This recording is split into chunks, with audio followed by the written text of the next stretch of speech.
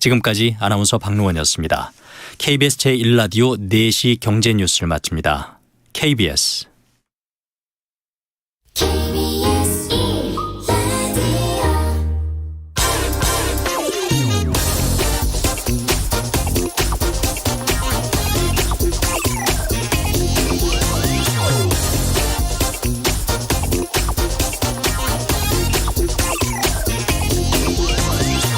한국 자본시장의 가치를 깎아먹는 코리아 디스카운트 가운데 하나가 빈번하게 일어나는 주가 조작입니다. 도이치모터스 주가 조작 의혹이 있던 바로 그 시점, 김건희 여사 본인이 직접 대량의 주식을 매매했다는 증권사 직원과의 이 전화 통화가 공개됐습니다.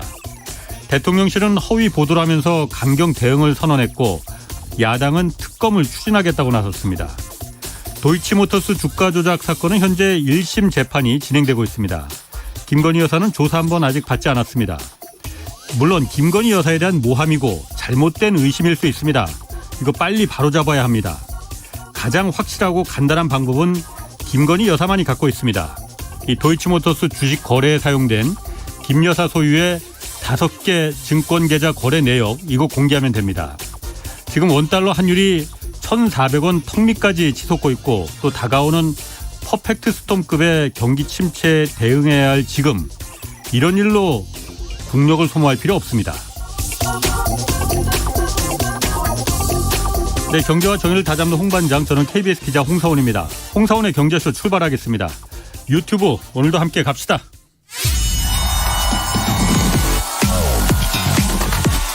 대한민국 경제 오디션 메가 경제스타 K. 여러분, 경제가 어려워서 힘드시죠? 그래서 준비했습니다.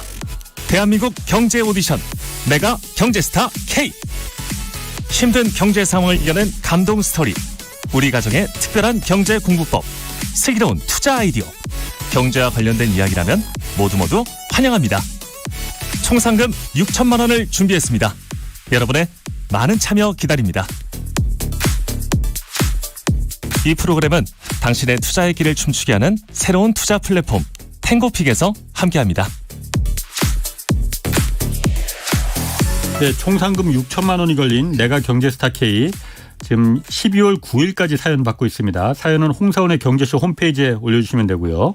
그리고 오늘 한 가지 더 이 커피 쿠폰이 걸린 퀴즈 하나 내겠습니다.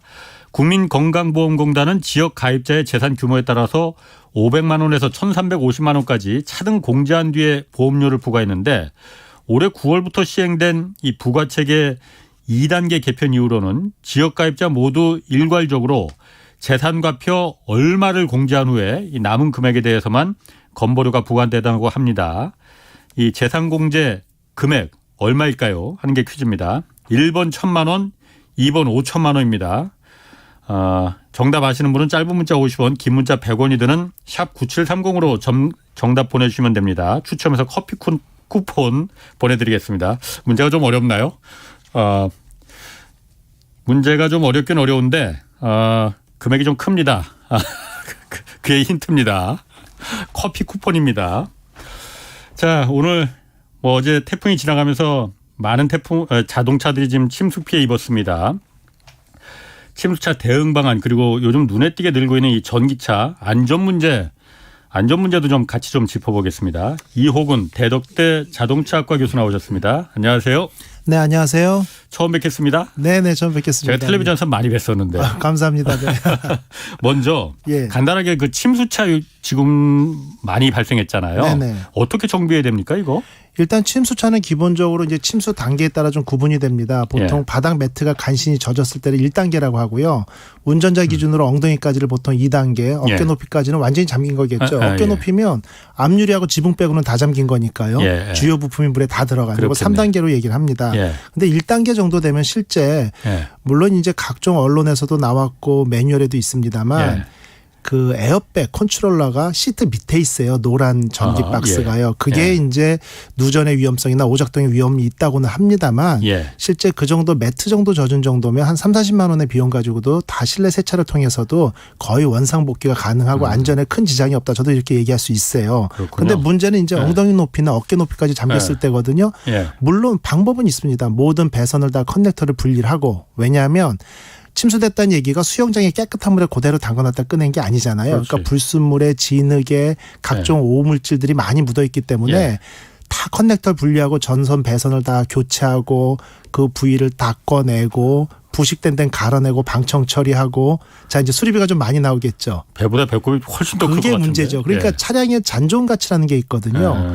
그래서 새 차고 차량의 잔존 가치가 높을 때는 이걸 수리하는 게 맞고요. 그렇지 않을 경우에는 수리비가 중고차의 평가 가액보다 높다? 그냥 전손 처리하고 폐차하는 게 일반적이다. 이렇게 볼 수 있습니다. 그 폐차를 할 경우에 그러면은 그 폐차하고 나서 새 차를 살 경우에 이게 세금도 감면받을 수 있다고 그러던데 어떤 경우 세금 감면받을 수 있는 거예요? 네, 일단은 취득세를 감면받을 수 있고요. 뭐 주민센터에서 피해 사실 확인원을 받고 폐차 증명서를 구비하고요. 그다음에 자동차에 대한 손해 증명원 이런 것들을 첨부해가지고 등록사업소에 가면 일단은 등록세나 각종 이런 취득세 이런 것들을 감면받을 수 있기 때문에 실제 상당히 도움이 될 수 있습니다. 그리고 또 한 가지 제가 궁금한 게 요즘 전기차가 많이 늘었잖아요. 네네. 파란 번호판. 네네. 전기차는 어쨌든 전기로다가 가는 침수되는 전기차 타고 가다가 물 들어오면은 감전될 염려 같은 거 없어요, 그거? 예, 일반적으로 그렇게 많이들 생각을 하십니다. 그럴 것 그런데 같은데. 위험성이 제로다 이런 얘기는 없어요. 늘 에러가 있으니까요. 하지만 전기차는 개발 단계에서부터 일단 엔진룸에 보면 각종 배선이나 모터 같은 것들이 있죠. 이것도 생활방수 기본이 돼 있고요. 그래서 물에 좀 잠겼을 때 30분 정도는 큰 성능 지장 없도록 방수 처리가 되어 있고요. 가장 중요한 게 배터리거든요. 배터리 같은 경우는 열폭주라고 많이 들어보셨을 겁니다. 불 나는 거. 예, 불이 나가지고 갑자기 확 나는 그렇죠. 거. 그래서 이제 열폭주라고 하는 이유는 이 화염이 전파되는 건 아니고요. 그러니까 불이 나는 건 정확히 아닙니다만 온도가 너무 뜨거워지다 보니까 주변에 안 좋은 영향을 끼치고 이게 다 식질 않습니다. 물을 부어도 식질 않고 오히려 더 폭주하고 그래서 열폭주라고 표현을 하거든요. 그 불이지 뭐 불 아니에요? 그렇죠. 예. 근데 이 어떤 리튬이온 배터리 자체가 워낙 수분과 공기에 민감하기 때문에 얘를 완전히 쉴링 처리를 해가지고 1m 깊이의 물에 잠겼어도 1시간 동안은 내부에 물이 들어가지 않도록 처리를 하는 게 1단계입니다. 결국 방수 처리가 돼 있는 거죠. 하지만 모든 제품은 좀 에라율이 있고 오차가 발생할 수 있고요. 불량이 날 수 있겠죠. 물이 들어갔다라고 하면 내부의 각종 센서들이 물이 들어온 거를 확인을 하고 그게 체크가 되면은 전원을 아예 차단을 해버립니다. 그래서 외부로 전원이 공급이 안 되게 되니까 실질적으로 이번엔 침수차 중에 전기차 비율은 좀 낮았지만 전 세계적으로도 아직 전기차에 의해서 화재 폭발 뭐 이런 건 있었습니다만 감전에 따른 어떤 사망이나 사고는 없었습니다. 그 화재 폭발 아까 열폭주 얘기도 하셨는데 왜냐면 제가 지난번에 뉴스에 한번 보니까 그 톨게이트 거기 들어가다가 천천히 가다가 부딪혀서 불이 났는데 이게 진짜인지 모르겠어요. 3초 만에 뭐 실내가 600도까지 올라갔다 맞습니다. 그래서 뭐 다 돌아가셨잖아요. 안에 계신 분들이. 그 사실 저 그 뉴스 듣고 야, 저 전기차 저거 겁나서 타겠냐. 다른 게 아니고 저렇게 천천히 가다가 들이받았는데 불이 나서 3초 만에 600도면 그 피할 뭐 시간도 없는 거 아니에요. 그렇죠. 화재 위험 이거 괜찮은 거예요? 근데 이제 이 부분을 제가 이제 언론에서 좀 명확히 화재 원인과 이유를 밝혀가지고 인터뷰를 했는데 욕을 아주 태백이로 먹었거든요. 그래서 상당히 조심스럽습니다. 뭐냐면은 팩트는 정확히 말씀을 드려야겠죠. 뭐냐. 실제 이제 서서히 다가간 것 같은데 국가수의 자료에 보면은 충돌 속도가 시속 96km였어요. 아, 그때? 그다음에 톨게이트인데? 톨게이트인데요. 그리고 반자율주행을 놓고 그다음에 더미 클립이라고요. 안전벨트 말고 가짜 있죠. 그러니까 안전벨트 안 매도 경고등 안 들어오는 거. 그거를 장착해 놓고 자율주행으로 운전을 했었거든요. 그러다 보니까 브레이크 EDR을 분석했는데 브레이크를 밟지 않았습니다. 아니 앞에 톨게이트가 앞에 있는데도 그걸 왜 자율주행을 했을까? 그리고 조수석 같은 경우는 시트가 뒤로 완전히 젖혀져서 좀 주무시고 계셨고요. 그러다 보니까 물론 충돌 후에 2, 3초 안에 원인을 모를 앞에서 화염이 먼저 발생을 했고요. 그건 배터리랑 무관합니다. 그다음에 5초 정도 지나서 배터리가 노출돼서 확 불이 난 건 맞고요. 그리고 만약에 그 상황에서 운전자가 살아 있었다 해도 피할 시간이 없었던 건 맞고요. 예. 운전자들이나 일반 소비자들이 전기차 이거 화재를 보고 공포심을 느끼는 것도 동의합니다. 그런데 예. 그 사고만을 놓고 보면 예. 실제 자동차의 어떤 안전 기준이라는 게 있잖아요. 예. 충돌 안전 테스트도 하고요. 그게 보통 56에서 심할 경우가 시속 64km 충돌을 합니다. 예. 그리고 우리가 더미 인형 같은 것들이 TV에 보면 슬로우 비디오를 부닥치면서 앞머리에 뭐 충돌하고 그러니까. 이런 거 에어백 터지고 예. 그게 시속 56km 정도예요. 예. 근데 그게 이제 시속 96km로 약 1.5배 늘어났다는 얘기는 충격량은 제곱에 비례하니까 보통 2.2배 정도의 큰 충격이 가해진 거고 예. 더군다나 안전벨트를 매지 않았잖아요. 예. 그래서 그 사고만을 놓고 보면 꼭 전기차의 화재로 사망한 건 아니고요. 예. 현장에서 즉사했거든요. 예. 그래서 그 정도의 충돌 사고에 예방되면서 안전을 보장할 수 있는 차는 일단 없다. 첫 번째. 두 번째는 전기차 아니라 내연기관 자동차라도 시속 90km, 100km에도 안전한 차를 만들 수 있습니다만 예. 그럴 경우에는 최근에 방문했던 바이든 대통령의 방탄차처럼 차량 예. 가격이 올라갈 수밖에 없어요. 예. 그러다 보니까 최근에는 긴급제동장치, 에어백 여러 가지 안전장치들이 있지 않습니까? 예. 운전하다 브레이크 잠깐 늦게 밟아도 긴급으로 잡아주는 게 있고 예. 하다 보니까 일반적인 충돌 속도는 3, 40km 정도거든요. 예. 충돌 직전의 속도가. 그러다 보니까 트레이드오프죠. 차량 가격도 있고 이러다 네. 보니까 60km 내외에서 충돌 시험을 하도록 안전 규정이 만들어져 있는데 이제 다시 말씀을 드리면 그 안전 기준도 전기차도 그대로 따르는 거죠. 예. 그러니까 핵심은 뭐냐면 전기차가 배터리가 공기 중에 노출되면 그렇게 화재가 심하게 발생하고 제어가 안 되고 열 폭주 이 정도의 현상이 있음에도 불구하고 전기차는 특별히 더 내연기관보다 더 조심해야 된다라는 특별 규정은 없다라는 얘기죠. 그러다 보니까 내연기관의 충돌 안전에 맞게 차를 설계를 하고 그 상황에서 시속 60에서 65km 정도의 충돌 시에 배터리가 직접 노출되거나 예. 화재로 이어지지는 않습니다. 테스트 결과에서는. 하지만 늘 테스트라는 거는 테스트일 그러니까. 뿐인 예. 거고 예. 현장에서 벌어질 수 있는 상황은 뭐 기하급수적으로 많거든요. 아니 예전에 그 테슬라 같은 경우에 네네. 지하 주차장에서도 불났었잖아요. 맞습니다. 이제 그런 부분이죠. 지하 예. 주차장에서의 주행 속도가 시속 80, 90이 될 수도 없고요. 당연하지. 예. 그리고 이제 테슬라 같은 경우는 어떻게 보면은 이제 케이스 바이 케이스로 조금씩 다른데 예. 열 폭주가 발생하지는 않았어요. 아, 5초, 그때는? 10초 만에 확 터진 건 아니고 예. 탕 부닥쳐서 화재가 발생했고 예. 소방서에서 출동해가지고도 그때까지도 운전자가 살아 있었기 때문에 이번에 부산의 충돌 사고랑은 좀 결이 다릅니다. 그런데 문제는 테슬라 같은 경우는 FTA 한미 그 자유무역 협정이 돼 있기 때문에 예. 미국에서 인증받은 자동차에 대해서 국내의 안전 기준 예. 이런 시험을 통과를 안 해도 되거든요. 연간 5만 대 미만 팔리는 차는 미국에서 판매 허가 받았으면 한국은 무상 통과야 이런 규정이 있습니다. 예. 그러다 보니까 국내 제작사의 자동차들은요. 시동이 완전히 꺼지고 전원이 나가도 예. 기계적으로 안에서나 밖에서 문을 열 수 있어요. 예. 근데 테슬라 같은 그렇지. 경우는 전기가 완전히 나갔을 때 예. 전원이 차단됐을 때 문 네 짝이 다 밖에서 열 수 있는 상황이 아니었거든요. 그러다 보니까 운전석은 대리운전 기사가 탈출을 했는데 조수석에 있는 분을 탈출하고 끄집어내는 시간이 좀 부족했고 예. 그 사이에 화재가 퍼져서 사망했기 때문에 예. 리튬 이온 배터리의 급작스러운 열폭주하고는 조금 또 다른 얘기입니다. 그렇군요. 네네. 뭐 그 이따 그 FTA 관련해서 뭐 그 인플레이션 간축법 우리나라도 좀 발등에 불 떨어졌는데 그 얘기도 좀 이따가 좀 하고 네네. 그 얘기 좀 이따가 하고 네. 이 전기차 같은 경우에 그러면은 사실 저는 그때 이제 톨게이트에서 부딪힌 거 그거 보고 좀 야 전기차 타는 건 좀 당분간 좀 안전할 때 타야겠다 이런 생각이 개인적으로 좀 들었거든요. 네네. 그런데 어떤 경우에 이게 사실 왜냐하면 이게 한번 불이 나면 전기차 같은 경우에 예. 리튬이라는 게 사실 말씀하신 대로 공기 중에 노출돼도 굉장히 막 그 반응이 빠르잖아요. 맞습니다. 제가 예전에 한번 보도할 때 리튬에다가 물 넣었더니 그냥 터져버리더라고. 맞습니다. 네네. 그러니까는 뭐 배터리로 안전하게 만들었다 하더라도 그래도 리튬인데 어떤 경우에 이게 불이 납니까? 전기차 같은 경우에? 일단은 전기차가 불이 나는 케이스는 배터리에 대한 화재만 설명을 드릴게요. 예. 왜냐하면은 지난번 그 부산에서 충돌 사고 같은 경우도 예. 실제 초반에 2초 만에 확 불이 번진 거는 예. 배터리에서 불이 난 게 아니거든요. 예. 그래서 여러 가지 얘기가 나옵니다. 뭐냐면 에어컨 냉매가 가연성이었다. 또 한 가지는 워셔액도 가연성입니다.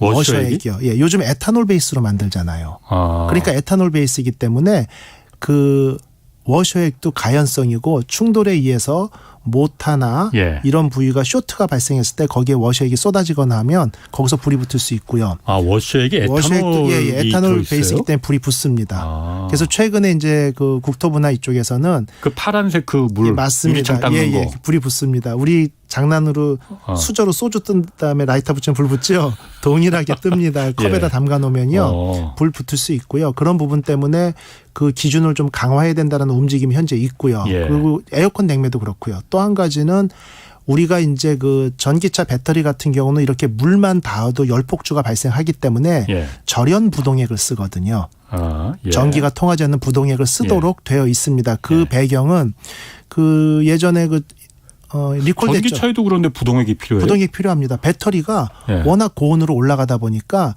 배터리 자체를 식혀주는 부동액도 있어야 되고요. 또 제너레이터에서 예. 전기를 발생시켜 제너레이터에도 부동액이 들어갑니다. 그렇군요. 그런데 초창기에는 그 배터리용 부동액도 일반 부동액을 썼어요. 예. 그래가지고 코나 리콜 사태 있었죠. 아, 옛날에 한 코나. 13건인가 14건의 화재가 불났을 발생했죠. 때, 예. 그중에 한 건인가 두 건은 공장 생산 과정에서 불이 났어요. 완전히 배터리를 밀봉을 하고 쉴링하기 전에 부동액을 미리 주입하면서 거기서 화재가 났거든요. 생산 과정에서. 예. 그 이후로 예. 절연 부동액을 쓰도록 되어 있고 현재는 사용하고 있습니다. 아. 그런데 문제는 예. 제너레이터. 부품 앞쪽에 있는 엔진룸에 있는 제너레이터에는 일반 부동액을 쓰거든요. 예. 그러니까 낮은 충격에서는 괜찮았는데 이번처럼 큰 충격이 발생했을 때 실제 배터리가 충격에서 완전히 공기 중에 오픈되고 물론 공기 중에 수분으로 열이 올라가겠지만 거기에 물을 부으면 이게 열폭주거든요. 그렇지. 그러니까 물이 들어가면 안 되고 예. 비가 오는 날 더 위험하죠. 그런데 혹시 제너레이터에 있는 절연 부동액이 아닌 예. 전기가 통하는 부동액이 쏟아져 들어간 게 원인이 아닐까 이렇게 두세 가지로 좀 보고 그렇구나. 있습니다. 그럼 어쨌든 전기차 타는 사람들 요즘 많은데 네네. 불 났다. 네. 그 열폭주 나서 뭐 3초 만에 뭐 이렇게 막 몇백 도씩 올라가면 뭐 어쩔 수 없는 거겠지만은 불 났을 때 어떻게 해야 됩니까 그러면은? 일단은 불이 났을 때는 일단 운전자들이 대응할 수 있는 게 전혀 없습니다. 그 끌려고 하면 안 되는 거죠? 예, 그거? 끌려고 하면 더 위험하고요. 그걸 끌 현재 화학적인 물리적인 방법이 존재하지 않아요. 그러니까 소방청에서도 제가 자문도 하고 있고 많은 하루 회의를 종일 하고 태우더라고, 있는데 그냥. 예, 예를 들면은 뭐 미국의 LA에서 화재가 예. 발생했는데 하루 반 동안 예. 10만 리터의 물을 쉬지 않고 부었답니다. 근데 이 물이 붓는다는 게 배터리에 화재를 끌라고 붓는 게 아니고 얘는 어차피 열이 계속 나요. 근데 주변으로 열이 번져가지고 뭐 아스팔트가 녹는다거나 주변이 폭발한다거나 이런 위험성을 받기 위해서 계속 식혀주는 역할밖에 안 하는 거거든요. 그러다 보니까 물 속에 집어넣어도 예. 물 속에서도 끓어오릅니다. 그러다 보니까 최근에 이제 간신히 나온 어떤 그 패시브 방법 중에는 이동용 욕조 같은 예. 차수막을 갖다가 차량 주변에 둘고 수영장처럼 물을 채워서 그냥 반응이 끝나고 식을 때까지 다 기도하면서 탈 때까지. 기다리는 데까지 방법이 없는 겁니다. 솔직히 그런 얘기 들으면은 전기차 저는 좀 겁나서 제가 겁이 많아서 그런가 못할 것 같은데. 조심스럽게 운전을 하셔야 되겠죠. 그 요즘 그리고 그 버스 보면 중국산 전기차 굉장히 많더라고요. 예, 많죠. 중국 전기차. 네네. 이 세단이나 뭐 SUV도 그렇고 굉장히 요즘 많이 나온다고 하잖아요. 옛날에는 사실 솔직히 말해서 중국 자동차 내연기관 휘발유차 하면은 그 되겠어 누가 저걸 타겠어 뭐 이렇게 생각했는데 네네. 요즘은 그렇지는 않다면서요. 네네. 어느 정도 수준입니까 중국 전기차? 중국의 전기차 같은 경우는 상당히 무서운 게 이제 첫 번째 말씀을 드리면 중국 전기차의 품질 한 몇 년 전만 해도 이제 완전히 바닥이었고 도대체 우리로서는 관심이 없었죠. 그런데 중국이라는 게 보통 어떤 제품의 경쟁력을 볼 때는 네 가지로 합니다. 자원, 시장 규모, 기술력, 규제. 그런데 중국은 자원이 풍부하고요. 시장은 우리나라의 27배 규모입니다. 그렇지. 그러니까 내수 시장에서만 물건을 팔아도 대한민국 27개국 수출효과가 나거든요. 그러니까 CATL 같은 경우는 지금 전 세계 배터리 시장에서 32% 차지하고 1위로 등극을 했습니다만 5년 전만 해도 K배터리에 밀려서 처음 밑에 있었어요. 그 CATL 중국 배터리 회사. 그렇죠. 예. 지금은 전 세계 1위 업체죠. 전 세계 1위로 올라갔죠. 그러니까 내수 시장에서 기술력을 축적을 하고 그다음에 솔직히 말씀드려서 중국 내수 시장에서 불이 났는지 없는지 알 수도 없는데 또 언론 통제도 어느 정도 될 테고요. 그러면서 기술이 축적되고 대량 물량을 베이스로 해가지고 저가로 공세를 하면서 세계 시장을 노크를 한다는 얘기죠. 그러면서 세계 시장을 점령해 나가는 게 중국의 배터리의 어떤 특색이고 또 한 가지는 전 세계 판매되는 전기차의 절반이 중국에서 판매되고 있거든요. 가장 큰 그렇죠. 시장입니다. 그렇죠. 예. 그런데 애매하게 규정을 만들어서 중국산 배터리가 내장돼 있지 않은 전기차에는 아예 지원금을 안 줍니다. 보조금 안 주죠. 보조금을 안 줘버리니까 어쩔 수 없이 테슬라도 예. CATL 배터리를 껴야 되고 기아 자동차도 이번에 장착하게 돼 있고요. 예. 이렇게 중국산 배터리를 어쩔 수 없이 쓰게 되는데 다행인지 불행인지 뭐 기술적으로는 다행이고요. 우리나라로서는 좀 불행한 일인데 품질에 대한 이슈가 그렇게 없습니다. 뭐냐. 배터리의 에너지 밀도는 약간 차이가 나요. 그래서 예. 동일한 무게에서 주행거리는 다소 좀 뒤떨어지는 거는 맞습니다만 그만큼 충전 인프라를 적극적으로 세팅하고 있기 때문에 예. 일충전 주행거리에 대한 불만을 소비자들이 크게 느끼지 못한 상황에서 화재나 폭발이나 이런 것들이 보고가 잘 안 되고 있거든요. 예. 그러다 보니까 이제 신뢰까지 얻으면서 무섭게 성장하는 추세입니다. 그 전기차라는 게 암만 배터리가 엔진이 없어지고 배터리로다가 달려서 그 내연기관 휘발유차하고는 좀 다르다 하더라도 네. 멈출 때 확실히 브레이크 밟으면 멈춰야 되는 거잖아요. 네네, 그렇죠.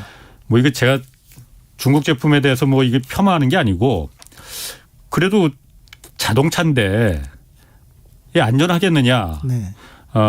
그런 제가 뭐 어쨌든 그런 건 넘어섰어요. 그게 좀 재밌는 게요. 아. 이제 자동차 산업을 보면 독일이나 유럽이 원조죠. 예. 그다음에 한 30년 후에 그게 미국으로 넘어갔고요. 예. 30년쯤 지나서 일본, 다시 30년 한국. 예. 그러니까 유럽하고 한국은 한 100년 격차가 있고요. 예. 한국에서 중국으로 산업이 넘어가는데 또 30년입니다. 그래서 120, 30년의 격차가 있는데 예. 전기차는 출발 선상이 비슷한 거죠. 그러니까 내연기관은 그 100년 이상의 격차를 아직도 좁히지 못하고 있는 건데 내 전기차는 비슷한 출발 선상이 있었거든요. 재밌는 것은 그동안 노하우나 축적된 기술보다 당장 해봤냐 안 해봤냐가 중요한 게 도요다가 예. 전기차 출시했다가 지금 반환해 주는 거 소식 들으셨을 겁니다. 바퀴가 빠졌습니다. 아, 그런 주행 중에. 예. 그래서 도요다가 일본에서 전기차를 출시를 했는데 예. 주행 중에 바퀴가 훌러덩 빠졌어요. 예. 그래서 리콜이 아니고 반환을 해주고 반품을 해줍니다. 돈을 다 돌려줘요. 예. 그러다 보니까 이게 결국 세계에서 가장 차를 많이 파는 예. 그 테슬라가 전기차 50만 대 팔았을 때 도요다가 1,050만 대로 20배 이상 많이 파는 이런 어떤 도요다임에도 불구하고 전기차에 새로 출시를 했는데 이게 바퀴가 빠졌다는 얘기죠. 그 휘발유차 바퀴나 전기차 바퀴는 똑같은 것 바퀴일 같지만 텐데. 이게 이제 어떤 엔진의 동력을 크랭크 축으로 연결해서 전달했을 때 하고 예. 모터가 전달했을 때도 차이점이 있고요. 네네. 또 한 가지는 뭐 배터리 성능이나 BMS 얘기겠지만 벤츠가 EQA라는 전기차 출시를 했었잖아요. 출시를 했는데 예. 전기차의 최대 단점 중에 하나는 그 기온이 떨어지면 배터리 성능이 저하되면서 그렇지. 일충전 주행거리가 줄어들거든요. 예, 예. 근데 우리나라 환경법에 60%까지는 보장이 돼야 돼요. 그러니까 40%만 성능이 떨어지면 보조금을 안 주는데 그 벤츠의 전기차가 41%로 영하 6도에서의 주행 성능이 상온 주행 성능의 59%밖에 기록을 못해서 보조금 대상에서 제외되는 수모를 겪었던 게 한 1년 전입니다. 1, 2년 됐나요? 예. 그러고 나서 BMS를 개선하고 해서 다시 받게 됐는데 그만큼 전기차가 이상하게 그 100년 이상의 역사를 가지고 세계적인 탑 브랜드 프리미엄급 차를 생산하는 회사들도 막상 안 해본 부분에서는 에러가 난다는 거죠. 그걸 반대로 얘기를 하면 예. 기술력이 다소 뒤졌을지언정 중국 내에서 연간 수백만 대 전 세계 전기차의 절반 이상을 판매하는 판매 경험이 많고 그 배터리의 문제나 이런 것들을 다 체크한 회사들의 노하우가 어느 정도 쌓여서 기술 격차가 이제 거의 없다. 이런 평가를 받기 시작했다. 이렇게 볼 수 있습니다. 그럼 중국 전기차가 앞으로 세계 시장에서 경쟁력을 충분히 가질 수 있는 겁니까? 저는 충분히 경쟁력을 가질 수 있다라고 보고요. 그런 부분에 대해서 현재 뭐 수출도 염두에 두고 있는데 그런 분야에 대해서 걸림돌은 거의 없다라고 봅니다. 다만 이제 가격 경쟁력 이런 부분들이 예. 이제 세계 시장을 공략하는 주요 무기가 될 텐데 예. 그러다 보니까 이번에 오늘 주제인 미국에서도 예. IRA를 통해 가지고 중국의 전기차 시장의 어떤 폭주 예. 이런 부분들을 조금 견제하기 위한 어떤 제도가 만들어지고 있다 이렇게 볼 수 있습니다. 그 전기차 하면 그 전기차 다음에 수소차 얘기 항상 하잖아요. 네네네. 한국에도 그 넥소 있습니다. 현대차에서 나오는 거. 네네. 뭐 수소차는 가능성이 있는 겁니까 없는 겁니까? 뭐 의견이 요즘 좀 갈리더라고. 갈리죠. 근데 네. 제가 수소 전기차라고 정확히 표현하거든요. 예. 수소차하고 수소 전기차 좀 다릅니다. 예. 근데 그거를 제가 37개월째 타고 있습니다. 아 수소차, 수소 가지고 연료전지차 있어요. 타고 계세요? 가지고 있어요. 아. 그리고 이제 전기차도 물론 제가 또 보유하고 있고요. 네. 그럼에도 불구하고 저는 수소 연료 전지차, 수소차만의 그 전기차에 우위되는 장점이 분명히 존재합니다. 예. 존재해가지고 예를 들면 운전자들이 느끼는 감성으로 얘기를 하면요. 가끔 댓글에 보면은 독일의 어떤 서스펜션이 딱딱하고 이런 어떤 핸들링이 좀 투박한 예. 이런 차가 선진 기술이다 이런 얘기를 하는데 전기차를 타보시면요. 넥소라는 우리나라의 수소차가 예. 1충전하면 600km 주행하거든요. 예. 근데 봄 가을에 연비 좋게 나올 때는 한 650, 670까지 주행하고요. 네. 겨울철에도 570km 주행합니다. 예. 그런데 600km를 주행하기 위해서 전기차로 만들면요. 배터리 무게만 800kg을 실어야 돼요. 네. 그리고 버스 트럭으로 가면요. 전기 버스의 배터리 무게가 2톤입니다. 충전하는 데만 열 몇 시간 이상 걸리고요. 예. 무게가 워낙 무겁다 보니까 효율성이 떨어져서 예. 2톤의 배터리를 싣고도 300km밖에 주행을 못해요. 예. 이런 부분이 결국은 수소전기차와 전기차와의 어떤 경쟁력 비교의 한 포인트가 될 수 있고요. 또 한 가지는 가격인데요. 그러면 가격 가기 전에 네. 그래서 말씀하신 대로 네네. 충전하는데 그 배터리 무게가 워낙 오래 네. 가고 그런데 그런 부분이 전기차는 요즘도 에너지 밀도 높아져 갖고 네네. 한 번 충전하면은 뭐 서울에서 부산까지도 갈 수 있다 하고 네. 네. 옛날에는 배터리 충전하면은 뭐 하루 종일 충전해야 되는데 네. 수소 연료 전지차는 그냥 기름 넣듯이 그냥 바로 맞습니다. 5분 만에 하니까 예, 5분 그게 만에 장점이다 했는데 예. 요즘 충전 시간도 굉장히 짧아졌다면서요. 네네. 장점이 점점 없어지는 것 같은데. 그런데 이제 충전 시간이 짧아졌다는 게 포인트인데요. 예. 무슨 얘기냐면은 급속 충전기로 했을 때입니다. 예. 급속 충전기로 했을 예. 때고 일반 충전기로 하면 6, 7시간은 똑같고요. 예. 근데 우리가 이제 급속 충전기 저는 이제 자동차 전문가라고 얘기를 하면 예. 차 한 대의 퍼포먼스보다는 이게 우리나라에 10% 20% 보급됐을 때의 전력이나 충전 시스템까지 고려를 해야 되거든요. 예. 근데 급속 충전기 중에서 요즘 18분 만에 80% 충전한다는 EPC나 예. 이런 경우가 350볼트로 충전한다, 뭐 800와트로 충전한다 이런 거 있죠. 예. 뭐냐면 아파트 한 가구가 예. 아파트를 설계할 때 전기 용량을 5kW로 설계를 합니다. 설계할 때요. 예. 그럼 100가구면은 500kW의 전력 선을 끌어와야 도에서 또 되는구나. 뽑아와야 예, 되는 예. 거죠. 그런데 실제 사용량은 3kW 내외예요. 5kW는 충분히 집에 에어컨 뭐 여유 4대 있게. 두고 여유 있게 한 아. 거고 보통 3kW 내외가 사용 용량입니다. 예. 그럼 이제 이해하셨죠? 우리가 350kW라는 이 핏 하나가 아파트 100가구가 쓰는 전기를 끌어다 쓰는 거거든요. 그거 8개가 안성휴게소에 쫙 있죠. 예. 8개면 아파트 800가구가 쓰는 전력을 거기서 동시에 쓸 수 있다는 얘기까지 나옵니다. 그 얘기는 뭐냐면 우리가 전기가 여기저기 많이 보급돼 있기 때문에 전기차는 충전 인프라 보급에 아무 문제가 없어라고 얘기하는 사람들이 있는데 이게 우리나라 차량 등록됐을 때 5% 10%일 땐 문제가 없지만 예. 20% 30% 돼서 그 차량들이 급속 충전기에 동시에 전국적으로 충전을 한다? 그럼 전력 생산에서 쇼이 오는 겁니다. 예. 그래서 그런 면까지 고려한다면 좀 문제가 될 수 있는 부분이 있고요. 수소 같은 경우는 생산 원가가 전기보다 현재는 비싸요. 예. 뭐냐면은 1,000원어치 연료를 때우면 전기는 300원어치 생깁니다. 예. 300원어치 전기로 물을 전기분해하면 그렇지. 100원어치밖에 안 생기죠. 수소는. 단계를 건널 그래서 때마다 효율이 그렇죠. 막 뚝뚝 뚝뚝 떨어지니까. 떨어지죠. 예. 그러니까 전기를 그냥 써야지 이걸로 수소를 바꿔서 예. 수소차에 넣는 건 바보짓이고 미련한 짓인 건 맞습니다. 맞습니다. 근데 예. 문제는 예. 전 정부에서도 노력을 했던 신재생 에너지 같은 경우 있죠. 예. 태양력, 풍력, 조력 뭐 이런 것들. 예. 이런 것들을 쓰는 게 친환경 에너지잖아요. 예. 근데 문제는 화력발전소는 야 여름에 전력량이 부족해라고 하면은 화력발전소 더 돌려라는 우리가 조절을 할 수 있는데 바람은 기우제 지내지 않는 이상 바람이나 이런 게 조절이 안 되거든요. 예. 예. 그러다 보니까 제주도 여행을 가보시면 풍력발전기 터빈들 쫙 예. 있죠. 그중에 몇 개가 서 있는 모습이 가끔 보셨을 겁니다. 예. 고장 나서가 아니고요. 과하 생산되는 거는 셧다운을 불러일으킵니다. 그러니까 전기는 모자라도 안 되지만 초과 생산해도 안 돼요. 그러니까 사용량에 맞춰서 생산하고 일부러 정지시켜 놓은 거거든요. 아, 그거 대관령도 그렇고 서 있는 게 맞습니다. 고장난 거 고장이 아니에요? 아니에요. 그걸 생산해가지고 초과 생산이 되면 이 전력 시스템이 셧다운 됩니다. 아, 오히려 과부하가 걸려서. 과부하 걸려서. 예. 아, 그러면 예. 좋은 거 알았네. 그거 네. 고장난 거 아니구나. 고장난 거 아닙니다. 왜 이렇게 고장난 게 많았네. 그죠. 그랬었는데. 많이들 서 있죠. 예, 예. 그래서 여기서 포인트가 뭐냐면은 우리가 겨울철에 자동차 가지고 지하 주차장에 일주일 세워두고 혹시 한 열흘이나 해외 출장 갔다 오시면 배터리 시동 안 걸리죠. 예, 그렇죠. 그래서 이제 ESS 시스템이라고 전력이 남을 때 저장하는 배터리에 거. 저장해서 쓰자라고는 하지만 그렇게 배터리에 저장된 전기는 한 달, 두 달 저장이 안 된다는 겁니다. 방전이 돼요. 예, 자연 방전이. 자연 방전이 될 수밖에 없기 때문에 공항에 겨울에 인천공항 가서 세우던 차 일주일에 시동 안 걸리는 겁니다. 예. 그런데 이제 눈치채셨겠지만 남는 전기를 충전기에 꽂아 놓으면은 전력 배터리에 보관하면 1, 2주밖에 안 되는데 얘를 어차피 버릴 거잖아요. 예. 계속 풍력 발전해서 수소로 만들어 놓으면 얘는 고압 용기통에 넣어놓으면 18개월 보관이 가능합니다. 특성이 그대로 유지가 돼요. 그러다 보니까 예. 이게 같이 가야 되는 거죠. 그러니까 태양열 전지판을 많이 깔아요.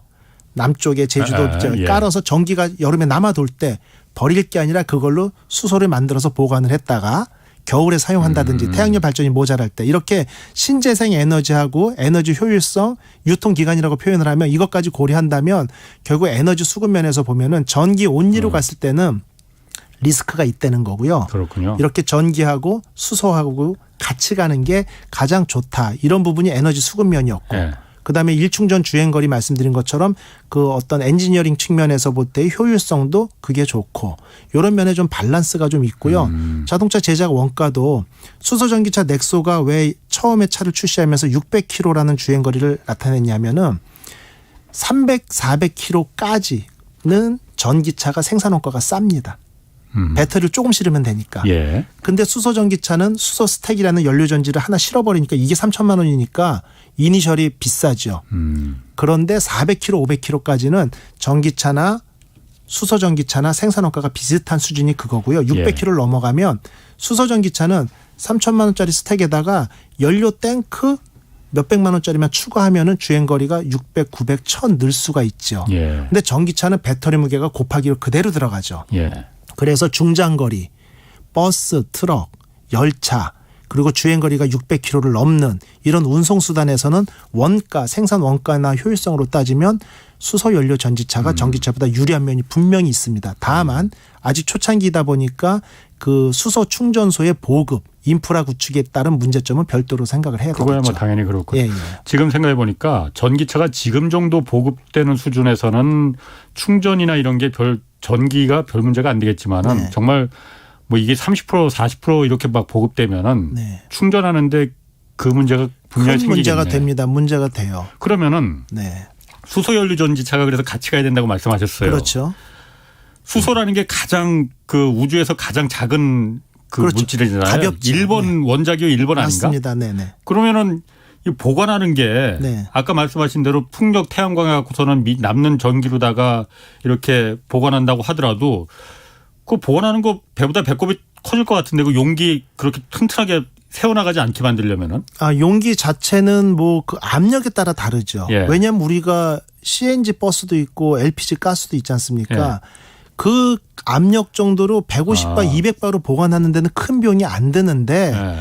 수소 연료 전지차는 750바로 아주 고압으로 넣어서 예. 한 600km를 타기 위해서 하다 보니까 그 탱크 값이 그래서? 비싸지는 거고 예. 일반적인 보관은 천연가스랑 유사하게 보관할 수 있습니다. 보관은 별로 그렇게 뭐 네네. 배보다 배꼽이 커지지는 그렇죠. 않는데 그래서 운송하는 그 수소 트레일러도요. 한 220바로 운송을 해가지고 네. 충전소에서 그걸 900바로 다시 가압을 한 다음에 네. 750바로 넣어주거든요. 네. 그러니까 운송 과정에서 그게 700바, 800바로 올라가 있는 상황은 아니고 일반 가스처럼 한 200바 내외로 운송을 합니다. 아니 그런데 그럼 수소가 앞으로 다른 나라도 전기차가 이제 막 보급되는 시점이니까 그 나중에 전기차가 많이 보급되면 문제가 생길 게 뻔한데 수소 다른 나라도 하나요? 우리나라는 오래전부터 현대차가 초기부터 전기차보다 먼저 수소에 투입한 건 제가 알고 있었거든요. 맞습니다. 네. 다른 나라는 안 하지 않나요, 수소는? 그러니까 이제 수소 연료 전지에 대해서는 우리나라는 현대가 98년부터 연구를 했고요. 15년의 연구 기간을 거쳐서 2013년에 예. 그 투싼 IX 가지고 최초로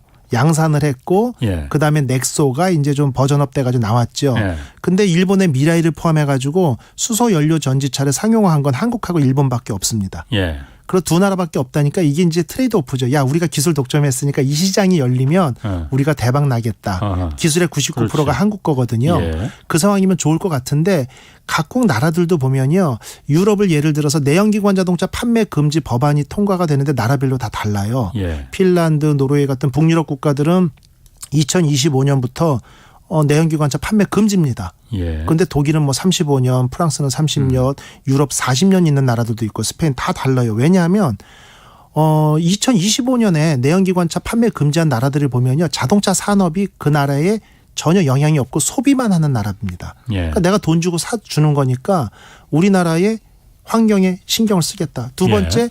원자력 발전이나 수력 발전 비중이 높아서 전력 공급에 아무 문제가 없는 나라들은 25년부터 내연기관 판매 금지를 합니다. 예. 그런데 30년, 35년까지 같은 유럽인데도 40년이면 15년 차이가 나는 나라들은 예. 자동차 산업이 그 나라 GNP의 18에서 20%를 차지하는 중요한 산업의 한 축이기 때문에 그렇거든요. 예. 결국 각 나라들은 환경을 얘기를 합니다만 자기 나라가 먹고 살 거리를 먼저 생각을 해요. 예. 그러면 수소연료 전지차가 혹시 물론 저는 전문가로서 수소연료 전기차의 장점을 얘기하지만 다른 전문가는 다른 의견 내는 분들도 있기 때문에 예.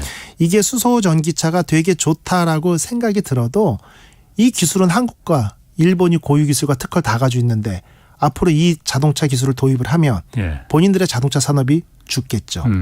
경쟁력도 떨어지고 예. 본인들의 부나 어떤 베네핏이 밖으로 나가겠죠. 이러다 예. 보니까 중국의 발표를 보면요. 2030년에 수소전기차 1,000만 대 보급하겠다. 예. 그다음에 충전소 10,000기를 공급하겠다. 이런 발표는 하면서도 수소 굴기를 얘기하면서도 최초의 수소전기차 우리가 언제 출시할게 이 얘기는 안 하죠.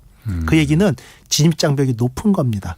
예. 그러니까 필요성은 알고 있으면서도 예. 그 부분에 대해서 정확하게 언제부터 보급하겠다는 계획은 발표를 못하죠. 왜냐 예. 리콜라가 수소 트럭 가지고 비탈해서 굴리는 걸로 사기가 드러났지 않습니까? 그런 어떤 얘기가 나올 수 있는데 전기차는 진입 장벽이 상당히 낮아요. 예. 모터 사고 쉽게 말하면 배터리 사가지고 예. 기존에 있는 내연기관에서 엔진 뜯어내고 연료통 뜯어내서 장착하면 되거든요. 예. 그러다 보니까 2013년에 폭스바겐이 배출가스 조작 사건이 터지자마자 우리는 2020년까지 모든 차종을 전기차로 만들겠다라고 서둘러 발표하는 이유는 2, 3년이면 다 따라갈 수 있는 기술이거든요. 그러다 예. 보니까 결국은 저도 늘 회의에서 수소전기차 정말 좋은데 써보니까 좋은데 이게 왜 전 세계적인 보급이 안 되는 문제에 대해서 의논하다 보면 어느 정도 초창기 기술은 좀 오픈을 해서 각 나라가 좀 자유롭게 사용할 수 있도록 하고 그다음에 초격차의 핵심 기술은 가지고 있으면서 전 세계적인 시장 점유율을 현대기아도요. 수소 전기차에 대한 시장 점유율을 2030년에 한 20% 내외로밖에 보지 않습니다. 예. 세계 최초로 양산했음에도 불구하고 그런 어떤 보급형 기술의 보급이 전체 파이를 키울 수 있는 지름길이 아닌가 이렇게 보고 있습니다. 헤이든 님이 중국 전기차 보급률이 지금 18%나 되나요? 중국 전기차 보급률은 상당합니다. 그래요? 그러면 예. 중국은 충전구 어떻게 극복했느냐 이거 물어보셨는데. 중국은 이제 충전소를 여러 곳에 많이 채우고요. 예. 또 생각보다 많은 다양한 시범 사업들이 펼쳐지고 있어요. 예. 예를 들면 우리나라에서는 염두도 두지 않는 카트리지 한 성이 우리나라 남한 정도 전체 면적 정도 되거든요. 예. 그러다 보니까 특정 제가 성 지역은 생각이 안 나는데 카트리지 교환 타입으로 갑니다.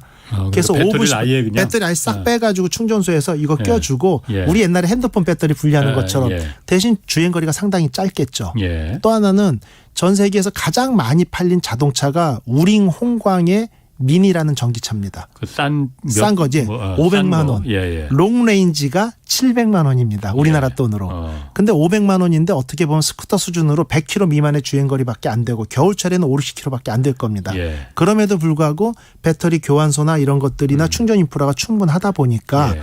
워낙 전략적으로 공급을 하다 보니까 이렇게 가능하게 된 거죠. 그렇군요. 아까 그 수소연료 전지차는 마지막으로 그 터지거나 그런 건 걱정 안 해도 돼요. 그 부분에 대해서는 이제 여러 가지 실험을 합니다. 용광로에 집어넣는 실험도 하고요. 수소 그 예, 통을? 탱크 자체를요. 근데 예. 이제 안에 압력이 계속 올라가겠죠. 예. 근데 어느 정도 압력 이상 올라가면 체크 밸브가 열리면서 가스가 빠지는데 예. 자, 가스가 쭉 빠질 때 라이터 같은 데는 불이 붙을 것 같은데 700바 이상의 압력에서 빠져나오다 보니까 오히려 불이 꺼집니다. 그리고 수소가 대기 중에 4에서 75% 농도로 있을 때만 불이 붙고요. 아까 제일 가볍다고 그랬잖아요. 예.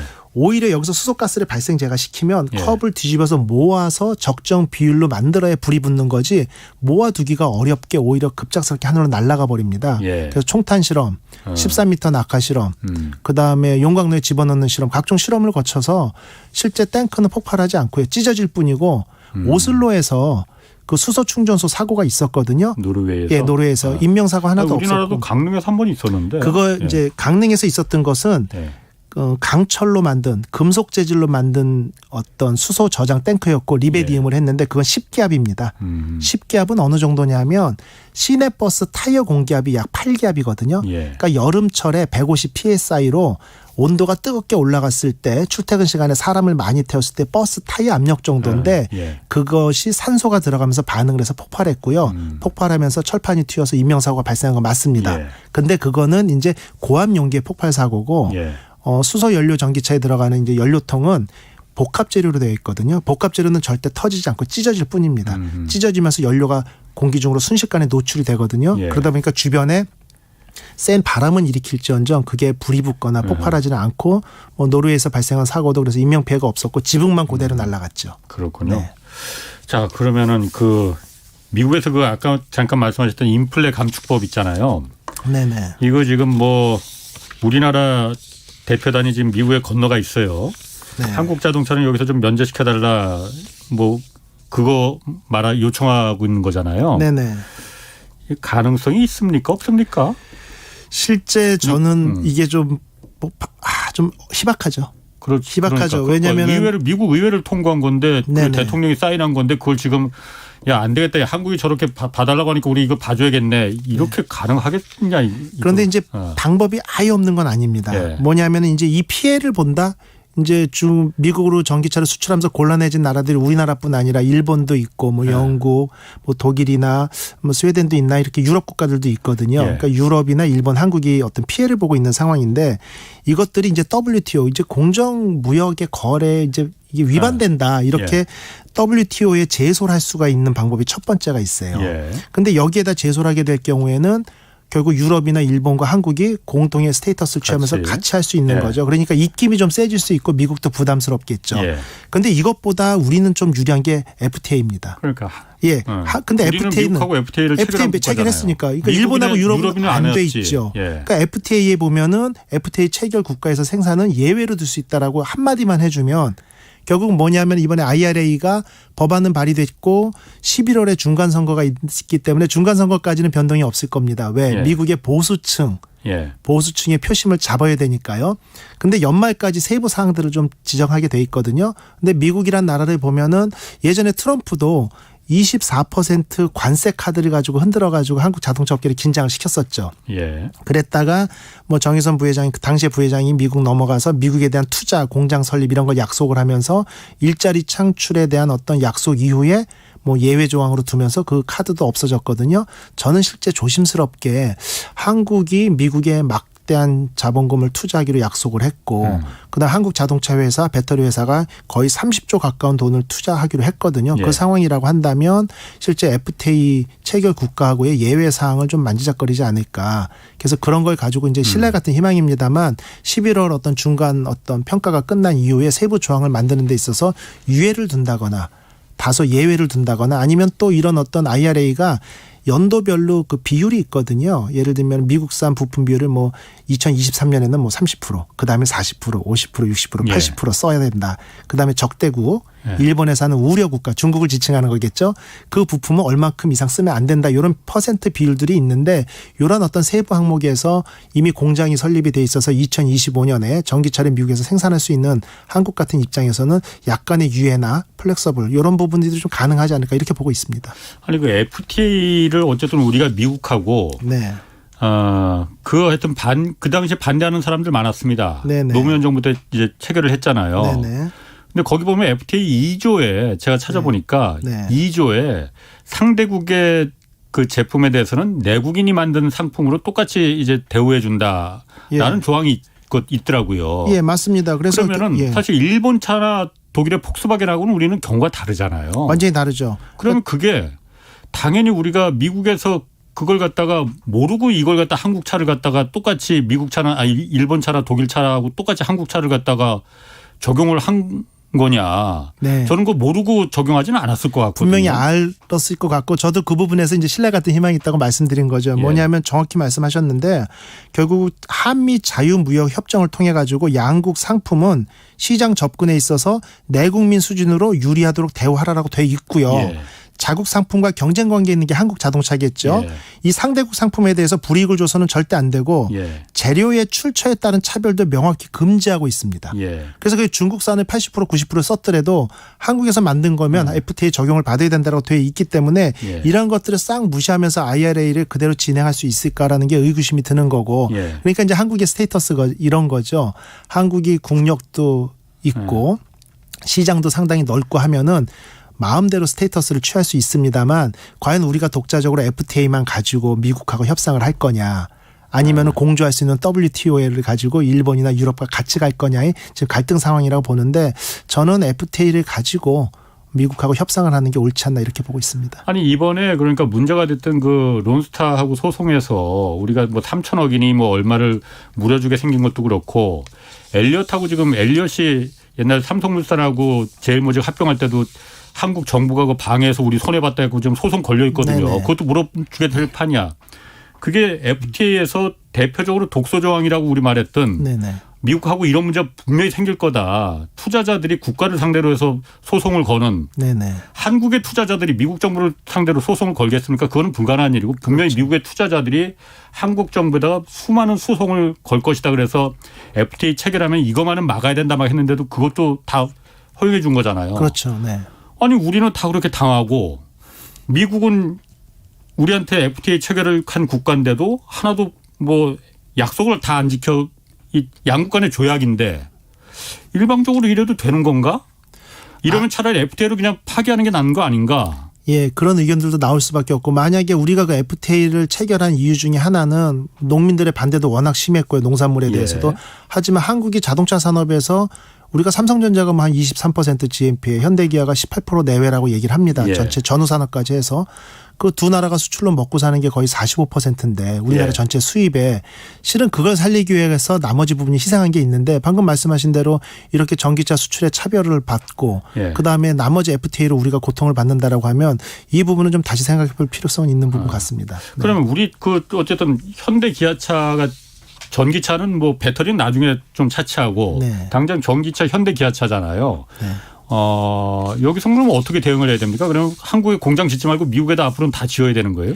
그러기를 미국에선 바라죠. 왜냐하면은 어차피 우리가 사주는 우리가 소비재인데 예. 니네가 수익은 가져가더라도 일자리는 우리 국민들에게 돌려주겠다. 예. 그러면은 본인들 국민들이 현대에서 일하면서 급여를 받게 되니까 예. 그거를 유도하는 건 당연할 수 있습니다. 그러다 예. 보니까 그 테슬라 같은 경우도 뭐 기가 스테이션 같은 경우 독일에 만들고 예. 중국에도 공장을 만들고 일본이나 유럽의 EU 국가들도 예. 실은 미국 내에서 공장을 만들려고 하고 있고요. 왜 예. 이런 관세 카드를 들고 흔드니까 그거는 당연한 건데 이 부분에서 우리나라가 또 걸림돌이 하나 있죠.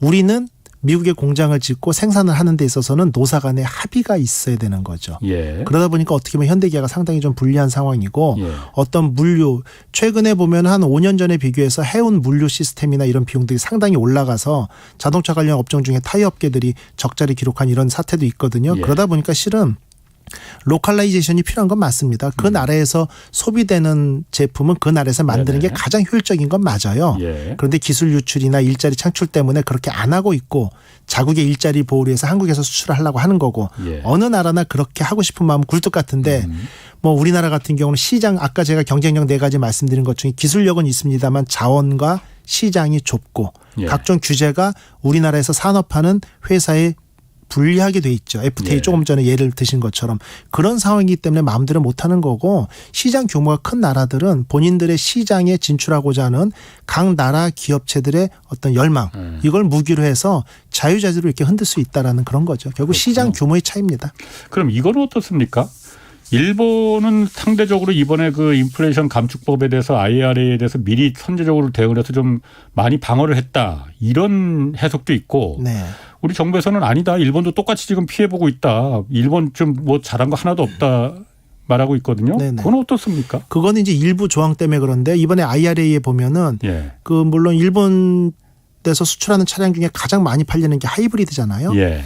근데 이제 그 차량에 20만 대까지라는 리미트가 있었거든요. 예. 그러니까 지원 쿼터제라는 그 리미트를 없앴습니다. 그러니까 일본 같은 경우는 하이브리드를 뭐 20만 대 이상 수출해도 그 지원금을 계속 받을 수 있다라는 부분에서 좀 유리해졌다 이런 얘기인데 전기차 온리만을 놓고 보면 지금의 어쨌든 메인 이슈는 전기차거든요. 예. 전기차 배터리도 그렇고 이 면에서는 일본도 현재 자유로울 수는 없고요. 현재 이런 부분에 대해서는 유럽이나 한국이나 일본이나 동일한 입장이다 이렇게 볼 수 있습니다. 일본은 지금 전기차를 전기차가 있나요, 일본에? 일본에서 조금 전에 말씀드린 것처럼 도요타에서도 전기차 출시를 했죠. 바퀴 빠졌다는. 그렇죠. 예. 그런데 일본 같은 경우는 하이브리드 차가 워낙 경쟁력이 있다 보니까 우리가 갖고 유럽 기준으로 이산화탄소 배출량의 어떤 기준 이런 걸 따져볼 때 2023년에 83g인가요? 그게 이제 아이오닉 하이브리드도 그 기준을 넘어선다 이 얘기거든요. 결국은 친환경 자동차로 분류될 때까지는 경쟁력이 있는 본인들의 하이브리드를 끝까지 팔겠다는 얘기고요. 그게 시장이 종료되고 어쨌든 친환경차로 분류되던 것에서 벗어나고 지원금을 못 받는 시점에 전기차로 전환하겠다. 우리는 충분히 늦게 가도 된다라는 안도감이 있었던 거기 때문에 전기차 출시에 적극적이지 않았던 거죠. 그렇군요. 그럼 우리 정부나 기업들에 좀 조언을 해준다면 한 짧게 한 20초 정도로. 네네. 일단은 기업체 입장에서는 선도적으로 제품 경쟁력 있는 걸 만들어야 되고요. 아까 어떤 시장, 기술, 자원, 규제 이 부분에서 규제에 대해서 상당히 우리나라가 기업하기 어려운 상황인 건 맞거든요. 그러다 보니까 법인들이 자꾸 미국이나 외국으로 나가는 상황이거든요. 그래서 기업 프렌들이 할 수 있게 어떤 규제를 좀 완화할 필요도 있습니다. 예. 아이고 오늘 정말 재밌었습니다. 다행입니다. 예. 지금까지 이옥은 대덕대 자동차학과 교수였습니다. 고맙습니다. 수고하셨습니다. 자, 오늘 방송 초반에는 퀴즈 정답은 2번 5천만 원이었습니다. 오늘 정답자 명단은 KBS 1라디오 홍사원의 경제쇼 홈페이지에 올려놨으니까 당첨되신 분들께는 커피 쿠폰 2장씩 드립니다. 자, 내일은 우리 반도체 기업을 둘러싼 대내외 위기 상황 분석해 보겠습니다. 지금까지 경제와 정의를 다잡는 홍반장 홍사원의 경제쇼였습니다. K 드라마 And the Oscar goes to Parasite. K 무비 K 팝 세계를 뒤흔들고 있는 K 열풍 이제 최경영의 최강 시사가 이어갑니다. 대한민국 대표 K 시사 매일 아침 7